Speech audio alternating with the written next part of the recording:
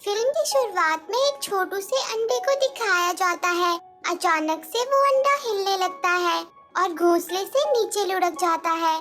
तभी उसमें से दो प्यारे प्यारे पैर बाहर आते हैं और वो अपने शैल के साथ ही यहाँ वहाँ भागने लगता है। और फिर उसमें से एक प्यारा सा बर्ड बाहर निकलता है और उसका नाम सैम होता है। बेचारा सैम बिल्कुल अकेला होता है और वो इधर उधर अपनी मॉम को भी ढूंढता है, पर वहाँ पर तो कोई भी नहीं होता। फिर अचानक से वहाँ एक लेडी बग आ जाती है। वो देखती है कि सैम बिल्कुल अकेला है, तो वो बेचारी प्यारी सी लेडी बग सैम की देखभाल करने का डिसाइड करती है। अब कई दिन बीत जाते हैं और बेबी सैम भी बड़ा हो गया होता है, पर वो आज तक उस जगह से बाहर नहीं गया था जहाँ वो लेडी बग के साथ रहता था। इसलिए वो अब बाहर जाने से बहुत डरता था। पर लेडी बग चाहती थी कि सैम बाहर की दुनिया देखे और वो एक स्ट्रॉन्ग बर्ड बने, पर सैम वहाँ से बाहर आने की हिम्मत नहीं कर पाता था। दूसरी ओर एक और बर्ड्स के ग्रुप को दिखाया जाता है। वहाँ पर डेल्फ नाम की बर्ड दूसरे छोटे बर्ड्स को बेसिक चीजें सिखा रही होती है। फिर डेल्फ के डैड डेरियस को दिखाया जाता है।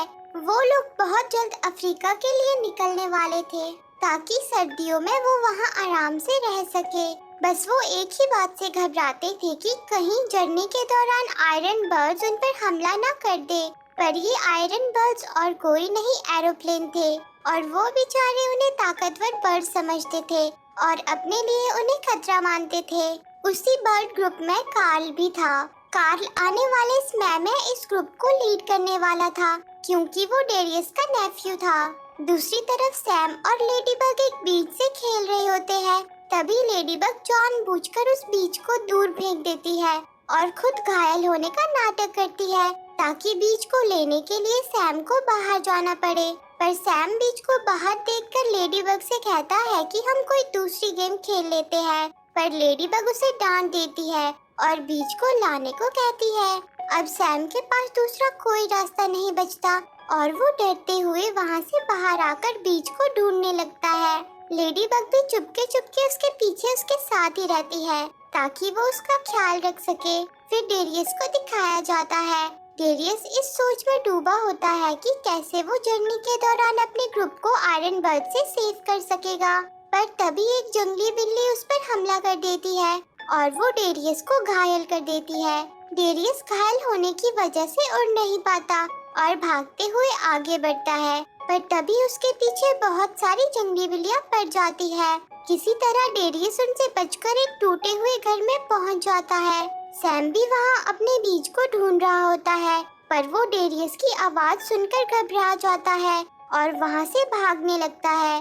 पर तभी डेरियस दर्द में उसे आवाज लगाता है। पहले तो सैम डेरियस को डर की वजह से इग्नोर करने लगता है, लेकिन डेरियस को दर्द में देखकर वो उसके पास आ जाता है और उसकी मदद करने लगता है। पर डेरियस ये बात समझ गया था कि अब उसका आखिरी समय आ गया है, इसलिए वो सैम को अपने परिवार और ग्रुप के बारे में बताता है। वो उसे बताता है कि तुम्हें कार्ल को बताना होगा कि इस बार तुम नए रास्ते से अफ्रीका जाना, और वो सैम को नए रास्ते की इंफॉर्मेशन भी देता है।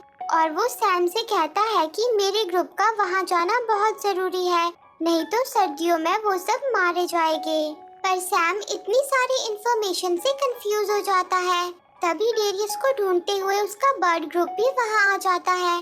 डेल्फ जैसे ही अपने डैड के पास आती है तो डेरियस उससे कहता है कि जैसे वो येलो बर्ड कहे वैसा करना, और तभी उसकी मौत हो जाती है। डेल्फ को रोते हुए देखकर उसका दोस्त विली उसे चुप कराने की कोशिश करता है। सैम ये सब देखकर उदास होकर वहाँ से जाने लगता है। तभी कार्ल उसे रोक लेता है और उससे पूछता है कि आखिर डेरियस ने तुमसे क्या कहा था। पर तभी लेडीबग वहाँ आती है और कार्ल को बताती है कि डेरियस ने सैम को अफ्रीका जाने का नया रास्ता बताया है और अब वही है जो तुम्हें सेफली वहाँ पहुँचा सकता है, और अगर तुम अफ्रीका पुराने रास्ते से जाओगे तो आयरन बर्ड्स तुम्हें मार डालेंगे। पर कार्ल सैम से चिढ़ जाता है और वो उसे अपने ग्रुप के लीडर के काबिल नहीं समझता क्योंकि डेरियस के बाद वो लीडर बनने वाला था, पर सैम की वजह से ऐसा नहीं हो सका। वहीं सैम लेडीबग की बातें सुनकर कंफ्यूज हो जाता है। वो लेडी बग से कहता है कि तुमने कार्ल से झूठ क्यों बोला, जबकि डेरियस ने तो मुझे सब कुछ कार्ल को बताने को कहा था और उसे ग्रुप को लीड करने को कहा था। तब लेडी बग सैम को बताती है कि अगर तुम इनके ग्रुप को लीड करोगे तो तुम पूरी दुनिया घूम पाओगे और तुम्हें अकेलापन भी महसूस नहीं होगा।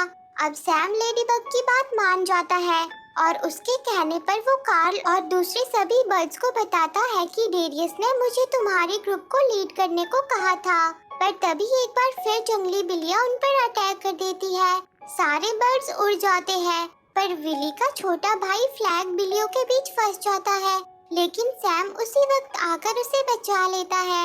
ये देखकर सारे बर्ड्स सैम से खुश हो जाते हैं और उसे अपना लीडर भी मान लेते हैं। पर कार्ल अभी भी सैम को लीडर नहीं मानता और वो उस पर शक करने भी लगता है। वहीं सैम अब कंफ्यूज हो जाता है कि आगे वो उन्हें किस रास्ते पर ले जाए।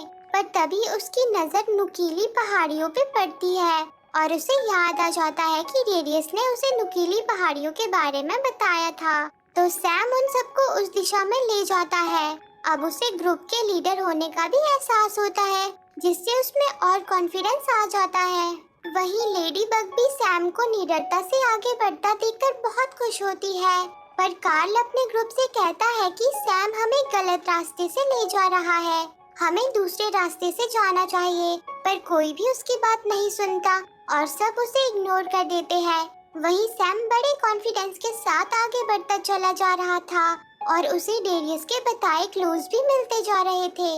अब काफी रात हो गई होती है और सब लोग थक जाते हैं, इसलिए वो एक शहर में रुकते हैं जो कि पेरिस होता है। अब सभी को भूख भी लगी होती है। तभी सैम को खाना नजर आ जाता है और वो उसे लेने जाता है, पर उसी वक्त उस पर वहाँ रहने वाले बर्ड्स हमला कर देते हैं और उसे वहाँ से भगा देते हैं। सैम फिर से निराश हो जाता है, पर डेल्फ वहाँ आकर उसे इमोशनल कर देती है, जिसकी बातें सुनकर सैम आगे बढ़ने का डिसाइड करता है और वो अपने ग्रुप को लेकर आगे बढ़ जाता है।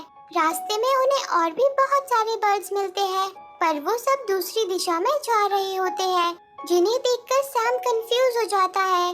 कार्ल सैम को देखकर समझ जाता है कि उसे आगे का रास्ता मालूम नहीं है और वो सैम को सबको सच बताने को कहता है।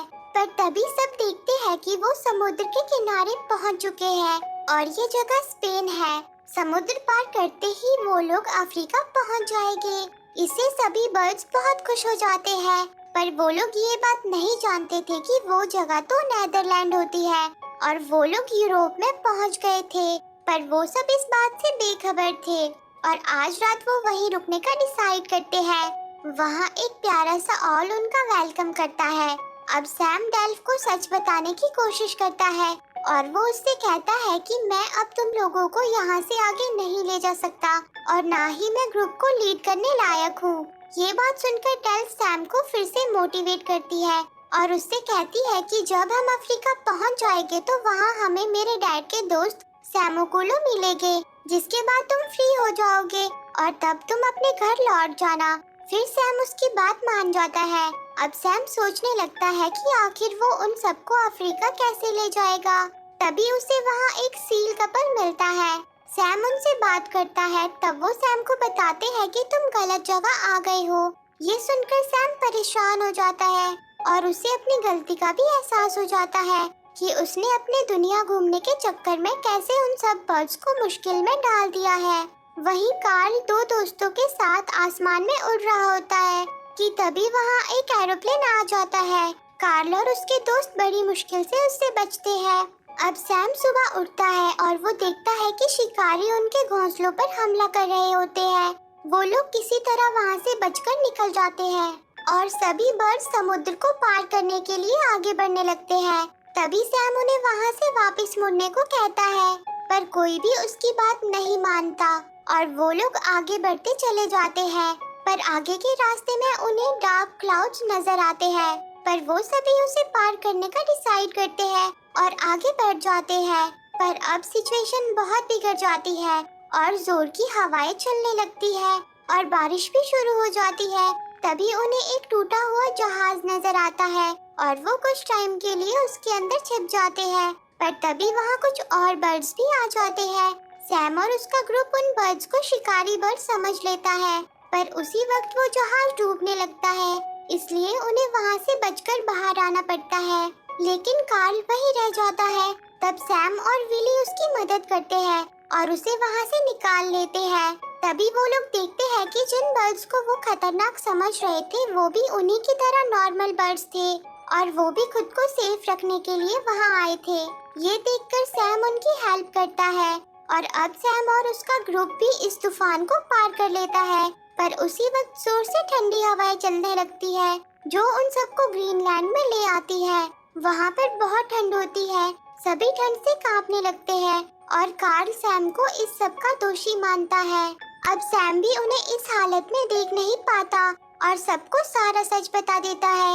ये सुनकर डेल्फ उससे नाराज हो जाती है, जिसे देखकर सैम निराश होकर वहाँ से जाने लगता है। पर तभी उसे लेडीबग का विजन आता है, जिसकी हेल्प से उसे वहाँ से निकलने का आइडिया मिल जाता है। अब सैम सबके पास वापस लौट आता है और उन्हें एरोप्लेन्स के पास ले जाता है और उन्हें बताता है कि ये कोई आयरन बल्ब्स नहीं है, ये तो एरोप्लेन्स है जिसमें बैठकर इंसान एक जगह से दूसरी जगह जाते हैं। पर कार्ल सभी को उसकी बात ना मानने को कहता है, पर सैम उन्हें भरोसा दिलाने के लिए खुद एरोप्लेन पर आकर बैठ जाता है, जिसे देखकर दूसरे बर्ड्स भी वहाँ आ जाते हैं।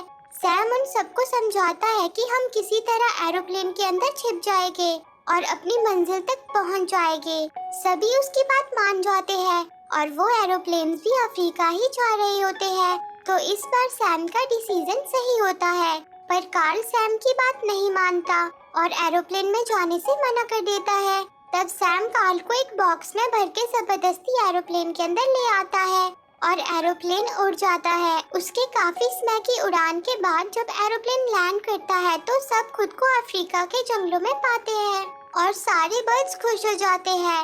अब सैम डेल्फ से कहता है कि अब तुम्हें अंकल सैमोकूलो को ढूंढना होगा, पर वहाँ उसे पता चलता है कि इस नाम का वहाँ कोई बर्ड नहीं है। वो तो डेल्फ सैम को अपने साथ लाना चाहती थी, इसलिए उसने झूठ कहा था और सैमोकूलो वो हमारे प्यारे येलो बर्ड को ही कह रही थी। अब वो सब सैम को अपने ग्रुप का हिस्सा बनने को कहते हैं। सैम भी खुशी खुशी उनके साथ रहने लगता है और ये प्यारी सी मूवी यहीं पर एंड हो जाती है।